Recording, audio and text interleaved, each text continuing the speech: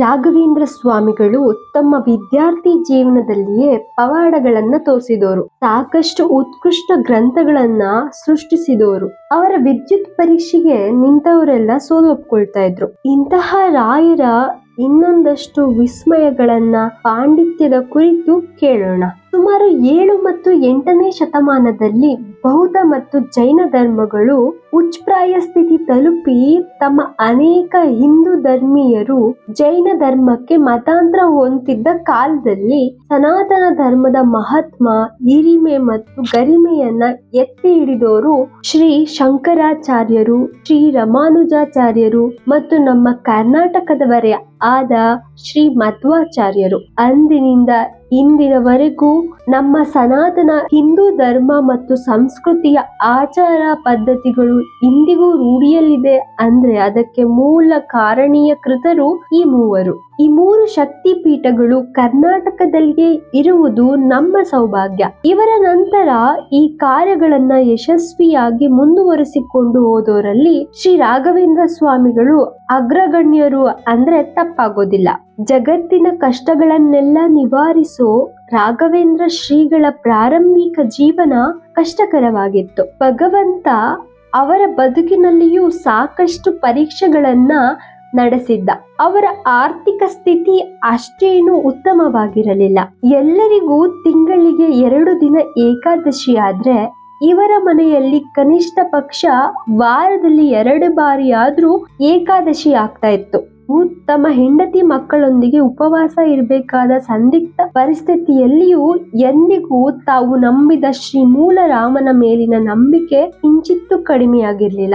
ವೆಂಕಣ್ಣ ಭಟ್ಟರ ಗುರುಗಳಾದ ಶ್ರೀ ಸುಧೀಂದ್ರ ತೀರ್ಥರು ತಮ್ಮ ಉತ್ತರಾಧಿಕಾರಿಯನ್ನ ಹುಡುಕ್ತಾ ಇದ್ದಾಗ ಸಾಕ್ಷಾತ್ ಪರಮಾತ್ಮನೇ ಅವರ ಕನ್ಸಲ್ ಬಂದು ಅಂಗೈಯಲ್ಲಿ ಬೆಣ್ಣೆ ಇಟ್ಕೊಂಡು ತುಪ್ಪ ಕೇಕೆ ಹುಡುಕ್ತೀಯ, ನಿನ್ನ ಪರಮ ಶಿಷ್ಯ ವೆಂಕಟನಾಥನೇ ನಿನ್ನ ಪರಮ ಶಿಷ್ಯ ವೆಂಕಟನಾಥನನ್ನೇ ಉತ್ತರಾಧಿಕಾರಿಯನ್ನಾಗಿ ಮಾಡು ಅಂತ ಸೂಚಿಸಿದ್ರು.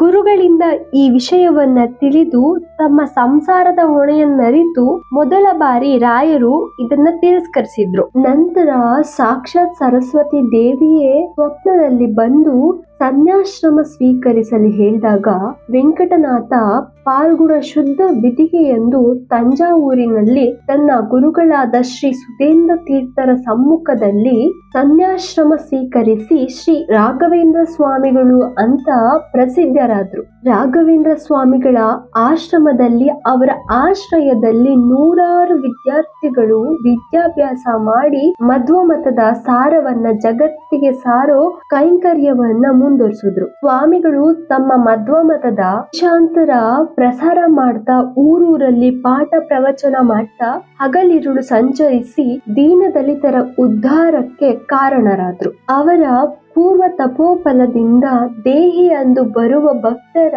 ಮನೋಕಾಮನೆಯನ್ನ ಈಡೇರಿಸೋ ಕಲಿಯುಗದ ಕಾಮಧೇನು ಆದ್ರು. ಜೊತೆಯಲ್ಲಿ 100 ಕೃತಿಗಳನ್ನ ರಚನೆ ಮಾಡಿದ್ರು. ಸಂಸ್ಕೃತದಲ್ಲಿ ಪರಿಮಳ, ನ್ಯಾಯಮುಕ್ತಾವಳಿ, ತತ್ವಮಂಜರಿ, ಸೂತ್ರಭಾಷ್ಯ, ಭಾರದ್ವೀಪ, ಬ್ರಹ್ಮಸೂತ್ರ ದ್ವೀಪ ಹೀಗೆ ಮುಂತಾದ ಅಮೂಲ್ಯ ಕೃತಿಗಳ ಜೊತೆಗೆ ಮಹಾಭಾರತ ಕೃತಿಗಳಿಗೆ ಅರ್ಥ ವಿವರಣೆ ಹಾಗೂ ಭಾಷೆಗಳನ್ನ ಬರೆದಿದ್ದಾರೆ. ಗುರುರಾಯರು ಕನ್ನಡದಲ್ಲಿಯೂ ಅದರಲ್ಲೂ ಪ್ರಮುಖವಾಗಿ ನನಗೆ ಗೋವಿಂದ, ನಿನ್ನ ಪಾದಾಯವಿಂದ ತೋರೋ ಮುಕುಂದನೆ ಮುಂತಾದ ಅನೇಕ ಕೃತಿಗಳನ್ನ ರಚಿಸಿದ್ದಾರೆ. ಮುಂದೆ ಅದು ಕನ್ನಡ ಚಲನಚಿತ್ರದಲ್ಲಿಯೂ ಅತ್ಯಂತ ಜನಪ್ರಿಯ ಭಕ್ತಿಗೀತೆಯಾಯಿತು. ರಾಯರು ಕೇವಲ ಯತಿಗಳಷ್ಟೇ ಅಲ್ಲದೆ ಸಾಹಿತ್ಯ, ಸಂಸ್ಕೃತಿ ಮತ್ತು ಸಂಗೀತ ಪುತ್ರರು. ಅತ್ಯುತ್ತಮವಾದ ವೈಣಿಕರಾಗಿದ್ರು. ಒಂದು ರೀತಿಯಲ್ಲಿ ವೀಣಾವಾದನ ಅವರಿಗೆ ತಮ್ಮ ಹಿರಿಯರಿಂದ ಬಂದ ಬಳುವಳಿ ಎಂದೇ ಹೇಳ್ಬೇಕು. ರಾಯರ ತಂದೆ ತಿಮ್ಮಣ್ಣ ಭಟ್ಟರ ತಾತನ ಹೆಸರು ಕೃಷ್ಣ ಭಟ್ಟ.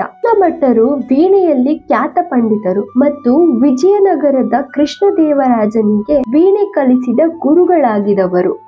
ದಾಸರು ತಮ್ಮ ದಾಸ ದೀಕ್ಷೆ ಪೂರ್ವದಲ್ಲಿ ವಿಜಯದಾಸರ ಮೇಲಿನ ಅನಾದರದಿಂದ ಬದರಿ ಸಮಾರಾಧನೆ ಆಹ್ವಾನವನ್ನ ಒಪ್ಪಿಕೊಳ್ಳೋದಿಲ್ಲ. ಹೊಟ್ಟೆ ನೋವು ಅಂತ ಹೇಳಿ ಆಹ್ವಾನಿಸಲು ಬಂದ ಗೋಪಾಲದಾಸನಿಗೆ ಸುಳ್ಳು ಹೇಳಿ ಸಮಾರಾಧನೆಗೆ ಬರಲು ನಿರಾಕರಿಸ್ತಾರೆ. ಗಣಪತಿಯ ಅಂಶರಾದ ಗೋಪಾಲದಾಸರಿಗೆ ನಿಜ ತಿಳಿದು ಹೊಟ್ಟೆ ನೋವೇ ಬರಲಿ ಅಂತ ಶಪಿಸಿ ಹೋಗ್ತಾರೆ. ಶಾಪದಿಂದ ಪೀಡಿತರಾದ ಜಗನ್ನಾಥ ದಾಸರು 48 ದಿನಗಳ ಕಾಲ ಪ್ರಾಣದೇವರ ಸೇವೆ ಮಾಡ್ತಾರೆ. ಇಲ್ಲಿ ಮಂತ್ರಾಲಯಕ್ಕೆ ಹೋಗೋಕೆ ಸೂಚನೆಯಾಗತ್ತೆ. ಮಂತ್ರಾಲಯಕ್ಕೆ ಬಂದು ಭಕ್ತಿಯಿಂದ ಗುರುರಾಯರ ಸೇವೆಯನ್ನ ಮಾಡ್ತಾರೆ. ಸುಪ್ರೀತರಾದ ರಾಯರು ಕನಸಿನಲ್ಲಿ ಬಂದು ಫಲಮಂತ್ರಾಕ್ಷತೆ ನೀಡಿ ವಿಜಯದಾಸರ ಬಳಿ ಹೋಗಲು ತಿಳಿಸಿ ಶುಭವಾಗಲಿ ಅಂತ ಅನುಗ್ರಹಿಸ್ತಾರೆ. ನಿದ್ರೆಯಿಂದ ಎಚ್ಚರವಾಗಲು ಅವರ ಅಂಗೈಯಲ್ಲೇ ಅಕ್ಷತೆಯನ್ನು ನೋಡಿ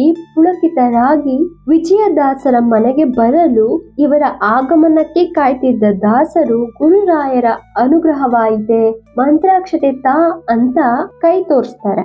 ಆಶ್ಚರ್ಯಚರಿತರಾದ ಆಚಾರ್ಯರು ಫಲಮಂತ್ರಾಕ್ಷತೆ ನೀಡ್ತಾರೆ. ಈ ರೀತಿ ಶಾಪ ನೀಡಿದವರಿಂದಲೇ ಅನುಗ್ರಹಕ್ಕೆ ಪಾತ್ರರಾದ ಶ್ರೀನಿವಾಸಾಚಾರ್ಯರು ಜಗನ್ನಾಥ ಅನ್ನೋ ಅಂಕಿತದಿಂದ ಜಗನ್ನಾಥ ದಾಸರು ಅಂತ ಖ್ಯಾತರಾಗಿ ಹರಿಕಥಾ ಮೃತಸಾರಥಿ ಕೃತಿಗಳನ್ನ ರಚಿಸಿ 40 ವರ್ಷಗಳ ಕಾಲ ಹರಿದಾಸ ಸಾಹಿತ್ಯದಿಂದ ಸೇವೆ ಸಲ್ಲಿಸಿ ಪರಮಾತ್ಮನ ಕೃಪೆಗೆ ಪಾತ್ರರಾಗ್ತಾರೆ. ಇದು ರಾಯರ ಪವಾಡದ ಶಕ್ತಿ. ಶಾಪಾನುಗ್ರಹ ಶಕ್ತನ್ಯು ರಾಘವೇಂದ್ರನ್ಯು ವಿದ್ರತೆ ಆಚಾರ್ಯರ ವಿರಚಿತದಲ್ಲಿರೋ ಸ್ತೋತ್ರದಲ್ಲಿರೋ ಸಾಲುಗಳಿವು. ಮೇಲ್ನೋಟಕ್ಕೆ ರಾಯರು ಕೇವಲ ಅನುಗ್ರಹವಷ್ಟೇ ಅಲ್ಲ, ಶಾಪ ಕೊಡಲು ಶಕ್ಯರು ಎಂದು ಅರ್ಥವಾಗತ್ತೆ.